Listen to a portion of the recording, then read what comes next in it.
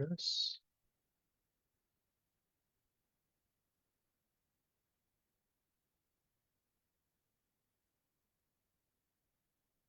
Oh, so you're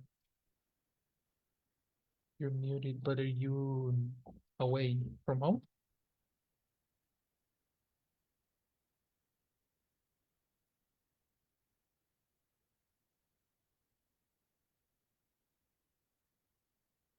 Really? But I haven't muted you. I promise.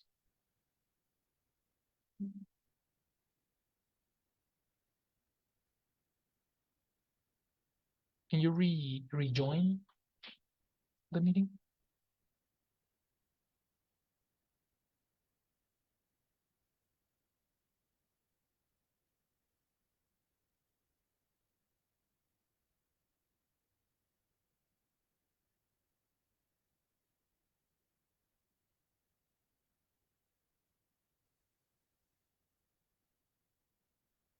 Okay.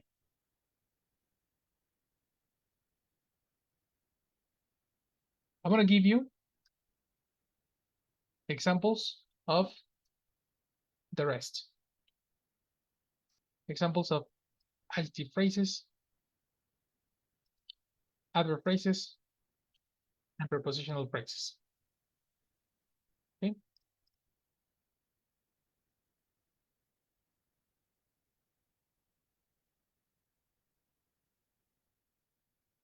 I'm gonna give you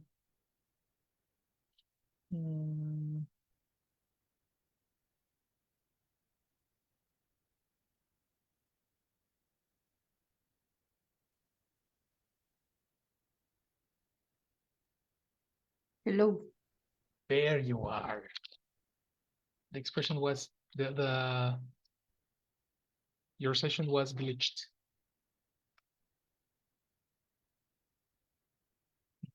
Hello.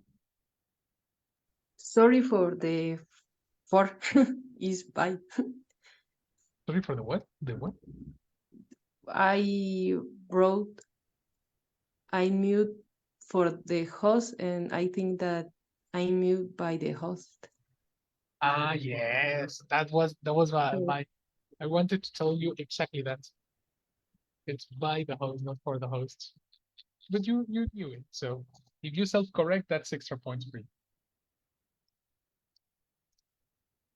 Good job. Good job. Okay. Next. the Uh-huh. after What can you repeat? uh, I mean I have to do the after finish there. Yes. Please read Okay. the sentence that you have there. After finishing their exams, the student catered in the cafeteria to celebrate their success. Yes, pronunciation. Only one.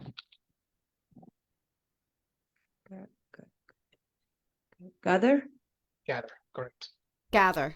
The expression gather is similar to say got together. gather it, Gather ends in R, which is a voice sound. The ed should be without the e. Gathered. gathered. Perfect. Read again.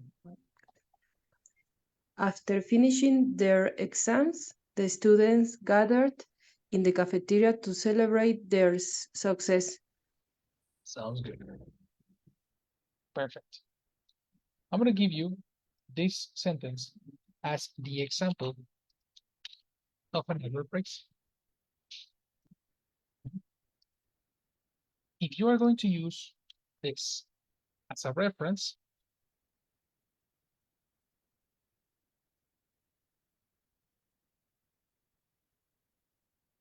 you are going to see that the word after finishing their exams is technically giving you the when.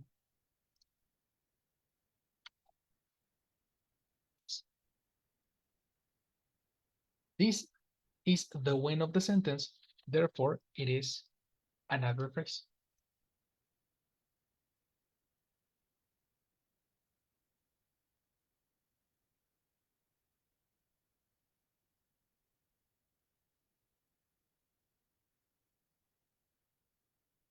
There is also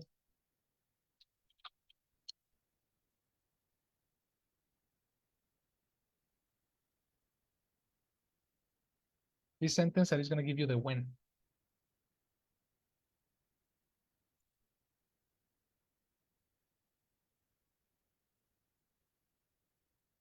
Jane walked to the park around the corner.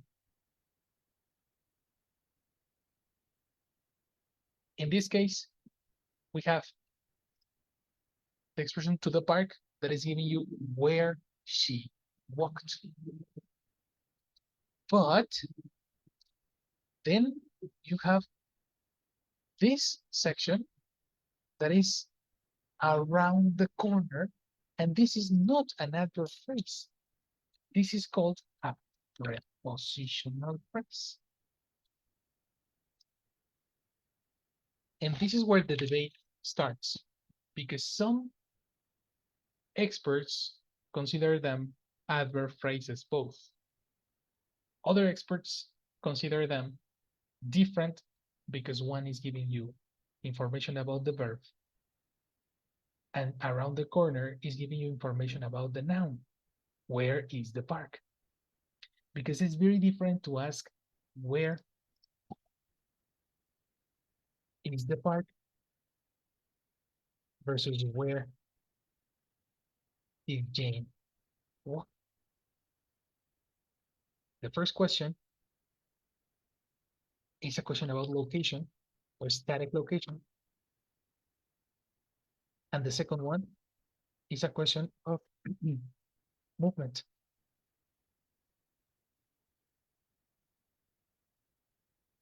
When there is movement, you are talking about an adverb. When there is a static location, you are talking about a prepositional phrase. This is technically the difference between the two. But for practical purposes,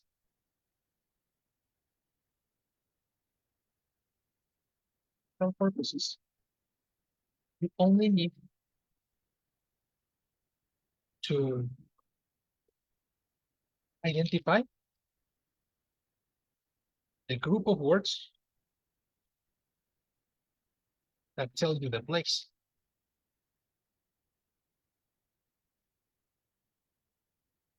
It doesn't matter if you are talking about an adverb phrase or a prepositional phrase. If I ask you where, or the question in the exam is where, you need to answer to the park around the corner.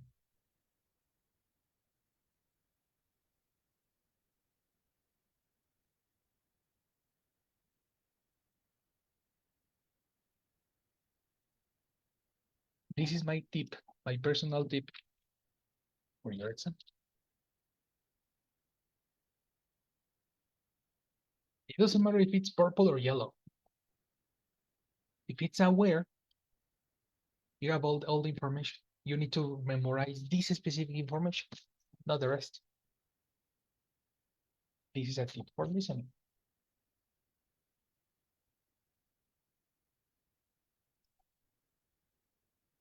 Does it make sense? Yes. What about questions, Jesse?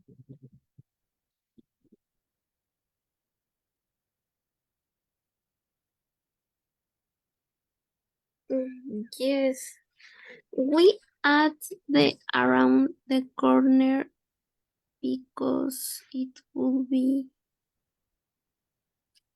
I am not sure. Wait, we can add around the corner In for the where? answer. Yes. Because it's also a location. Okay. Whenever Okay. you're talking about movements and places, places in general, Mhm. a question where can be answered with a yellow phrase or a purple phrase. Okay. So technically, it's all this information. Of course, it depends on the question, no? If the question is very specific and you need to say, where did Jane walk? You cannot answer around the corner. She didn't walk around the corner. Yeah. She walked to the park. Mm-hmm. And if you say, where is the park? You cannot say to the park. No, that's redundant. That's Yes. the reason sometimes it's necessary to distinguish the portion of information that the question is asking you. Okay. You know what happens when we read? Sometimes I try to guide you on the reading with questions, and your answer is the phrase that you need to, to correct or to pronounce better. I use this strategy to locate you in the text. Okay. I'm going to show you how later. Okay. Thank you, teacher. Does it make sense? Yes. Perfect.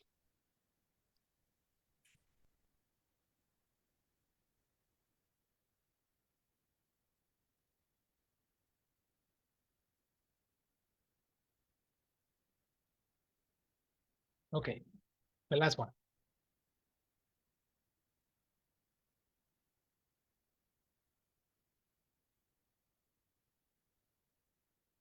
Adjective phrases.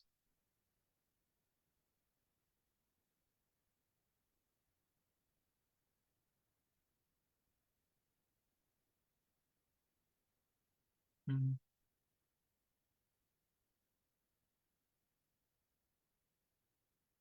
Following the rules of adjectives, we are going to use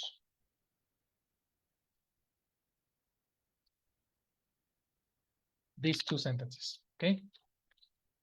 We're going to use this one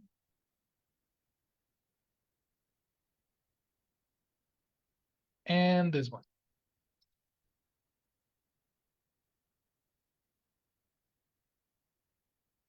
Okay? The blue car is fast. In this section, you have both adjective phrase and a noun phrase. And I'm going to copy this sentence in two sections. Technically, you can use the same sentence to identify both. All this together, as we said before, is considered a noun phrase because you are talking about the car. You can replace it is fast. The blue car is fast, no? But if I ask you to extract the description, for example, if I ask you,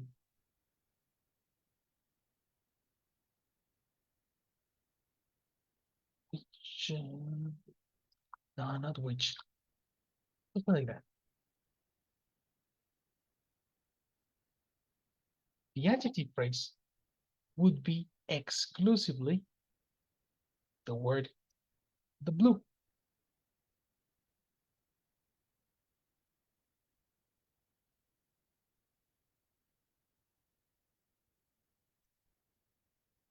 Why?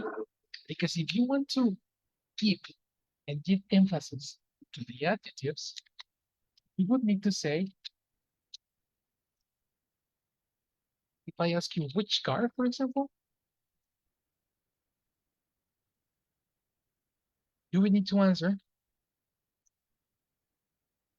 the blue one. The word one is a pronoun replacing the car because I don't need to repeat the noun. I need to give emphasis to the adjective. Therefore, I don't need to repeat car. And I give emphasis into the description.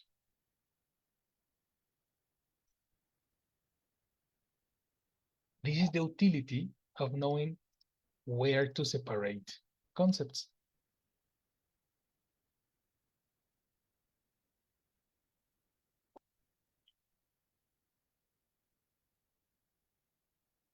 Technically, the question which is associated to adjectives. Because check the next example. The car with the racing stripes is fast. Here you have again the noun with a very specific description. Again, I can ask you, which car? What is the answer, Isaac? The one with the racing strips. Strips. Strips is like a chicken Stripes. strip. Exactly. Stripes. The one with the racing stripes.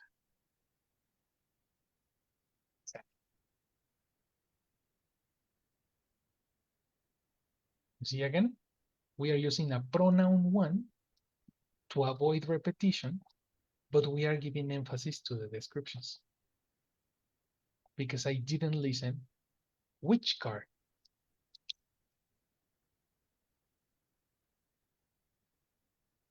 That's another application of the word one.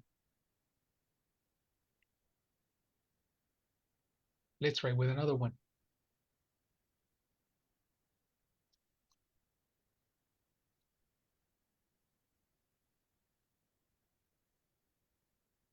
She wore a dress made of silk. Elsie, find the section of the sentence that is describing the dress.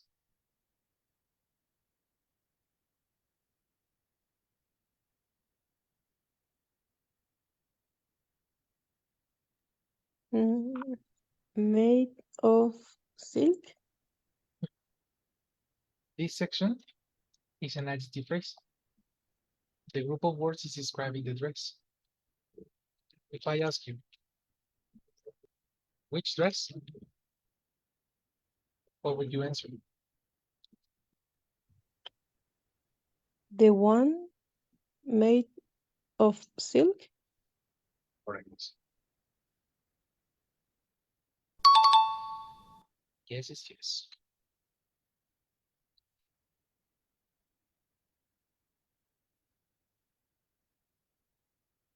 Easy. The book on the top shelf is my favorite. Tell me the group of phrases that is describing which book.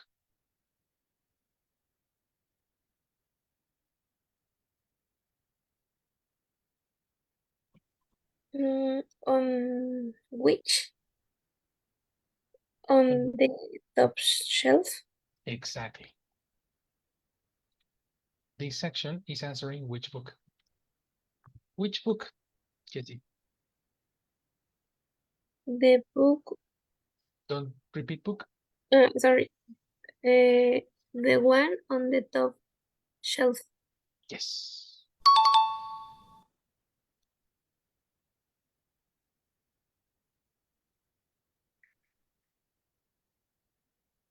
That's the usage of the word, the one. Okay. Does it make sense? Yes. Fantastic. These are some examples on phrases. And what is technically, I am trying to show you what is the utility of knowing this information. Why, when I listen to a person, I listen colors instead of words. This helped me separate portions of information in a very effective way for me to listen. So let's give a moment because Jessie is in the chat. Hello, Jessie. Good night. Thank you, teacher. Good night. Good night, everyone. I will take attendance, please. Is here Jessie? Hello, Yeah. Jessie. Good night. Hello. Thank you. Hello, Elsie. Good night. Hello. Good night. Thank you, Elsie. Good night. Isaac. Hello, Isaac. Good night. Hello, good night. Good night, Isaac. So, are you there, Silvana? No, I'm alone today. Oh, okay. So thank you, everyone. Have a good night. Dominic. Bye bye. Like, Thank you. You too. Thank you. Awesome. Awesome, awesome, awesome. This is the theory day. Tomorrow comes the exercise day. Okay? So if you don't have any questions, we may finish for today. We covered adverb, prepositions, and adjectives. We covered nouns and phrases and verbs. So there you go. Okay. Okay, thank you. Good job. Thank you, teacher. I'll see you tomorrow, and the rest, the day off will Give be me changed one. to Friday. Definitely. Okay. Okay, Thank you. okay, thank you. Good Have night. a You wonderful day. bye. See you later. see you. Bye.